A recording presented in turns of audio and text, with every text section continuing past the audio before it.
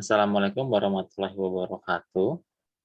Kami dari kelompok 3 dengan mata kuliah analisis data spasial. Dengan anggota kami adalah Alvika Arya Pangestu dengan Muhammad Fajrul Falak Faizin ingin mempresentasikan bab 2 dan bab 3 makalah kami yang berjudul estimasi curah hujan di Provinsi Jawa Tengah berdasarkan metode Cochrane.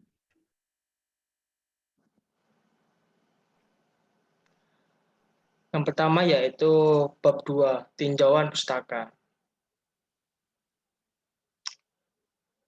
Untuk bab 2, subbab yang pertama yaitu potensi pertanian Provinsi Jawa Tengah. Provinsi Jawa Tengah memiliki luas panen 1,7 juta hektar, padi 9,6 juta ton gabah kering, giling atau GKG, atau setara 5,5 juta ton beras. Daerah utara Jawa Tengah merupakan pesuplai beras untuk Pulau Kalimantan dan sekitarnya. Berdasarkan data BPS, pada Februari 2020 lalu, sumber daya manusia atau SDM yang bekerja di sektor pertanian sebanyak 26,06%, yang merupakan penduduk Jawa Tengah. Angka ini menunjukkan bahwa SDM yang Provinsi Jawa Tengah memiliki banyak potensi. Provinsi Jawa Tengah memiliki program yang menjadi rujukan kepala daerah se-Indonesia. Salah satunya programnya adalah Kartu Tani yang dirancang oleh Gubernur Jawa Tengah untuk memajukan pertanian.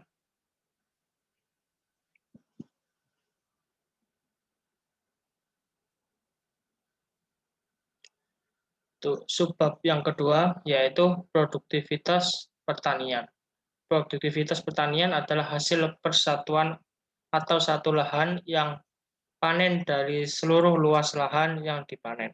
Pertanian merupakan sektor yang tidak hanya dipengaruhi oleh petani dengan kemampuan bertaninya, tetapi juga sangat bergantung dengan alam. Baik berupa alam yang berwujud seperti lahan, air, bentangan hutan, dan laut, maupun alam yang hanya bisa dirasa, seperti cuaca. Untuk yang ketiga, yaitu curah hujan. Curah hujan merupakan jumlah air hujan yang jatuh selama periode waktu tertentu yang pengukurannya menggunakan satuan tinggi di atas permukaan tanah horizontal yang diasumsikan tidak terjadi infiltrasi, runoff maupun evaporasi. Kepulauan maritim Indonesia yang berada di wilayah tropik memiliki curah hujan tahunan yang tinggi. Curah hujan akan semakin tinggi jika di daerah pegunungan. Curah hujan yang tinggi di wilayah tropik pada umumnya dihasilkan dari proses konveksi dan pembentukan awan hujan panas.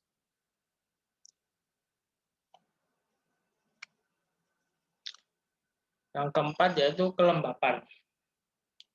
Kelembapan udara adalah kandungan uap air yang ada di dalam udara.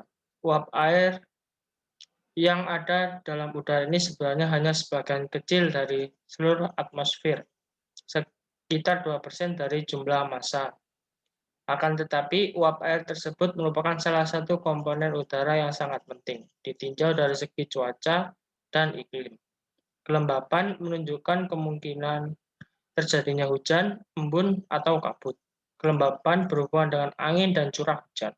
Kelembapan rata-rata adalah banyaknya uap air di udara dalam suhu tertentu dibanding jumlah kelembapan maksimal yang bisa dipertahankan udara di suhu tersebut.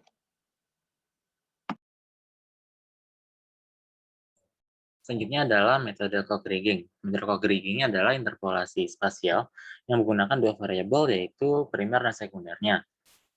Kemudian korelasi antara kedua variabel tersebut harus kuat ketika ingin diperoleh hasil yang baik pula. Metode interpolasi Cochrane merupakan kombinasi linier dari variabel primer dan sekunder.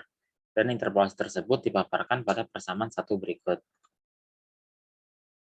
Estimasi error metode Cochrane dipaparkan pada persamaan nomor 2 dengan variabel U0 topi merupakan nilai estimasi Z pada lokasi 0 dengan U1 hingga UN merupakan variabel primer di N lokasi terdekat dan V merupakan variabel sekunder di M lokasi terdekat, dan A serta B merupakan bobot atau pembobotnya.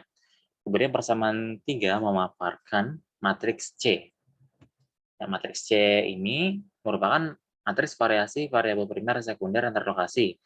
Matriks C didapatkan dengan menghitung nilai dari kovalensi spherical atau CH seperti yang dipaparkan pada persamaan 4 berikut. Dengan variabel P atau efek Nagel merupakan pendekatan atau covariance dan covariansi silang pada jarak sekitaran 0. Q atau SIL merupakan nilai maksimum yang diperoleh atau covariansi dan covariansi silang, dan R merupakan jarak ketika covariansi mencapai nilai maksimum. Kemudian, vektor W itu merupakan vektor yang mengandung bobot variabel primer, sekunder, dan pengali Lagrange atau Lagrange multiplier. Dapat dilihat vektor W pada persamaan 5 berikut, itu rumusnya adalah inverse dari matriks inverse dari matriks C dikali vektor D. Vektor D sendiri merupakan vektor variasi yang terlokasi teramati dari nilai dugaannya yaitu anolotopi. Isi vektor D dipaparkan pada persamaan 6 berikut ini. Kemudian mean absolute percentage error atau MAPE. Keakuratan hasil estimasi diukur berdasarkan nilai MAPE dengan persamaan 7 berikut.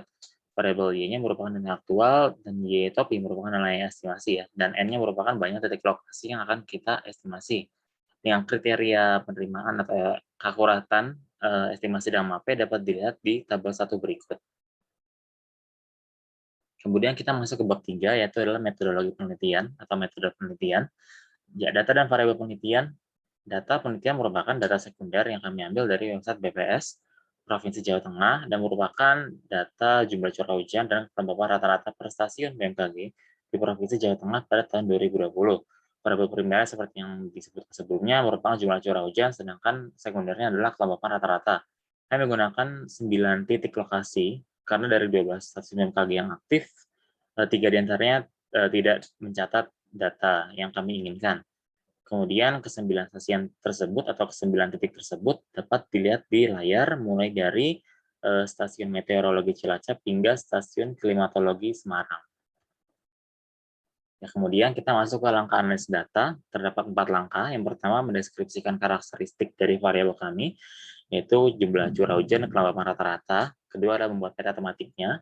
Ketiga mengestimasi dengan co-aggreging, dan yang terakhir adalah menghitung nilai MAPE dengan persamaan sebelumnya sudah ada. Untuk langkah ketiga sendiri bisa kita jabarkan lebih lanjut dari huruf A hingga huruf K, mulai dari melakukan uji autokorelasi spasial antara kedua variabel kami hingga menghitung nilai estimasi curah hujan, itu adalah anolotopi tadi, dengan menggunakan persamaan satu yang awal sebelumnya.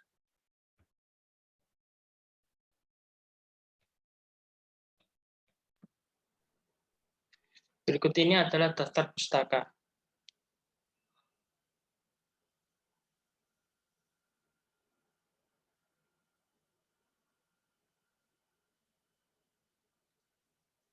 Terima kasih atas perhatiannya. Kurang lebihnya kami mohon maaf. Sekian. Terima kasih.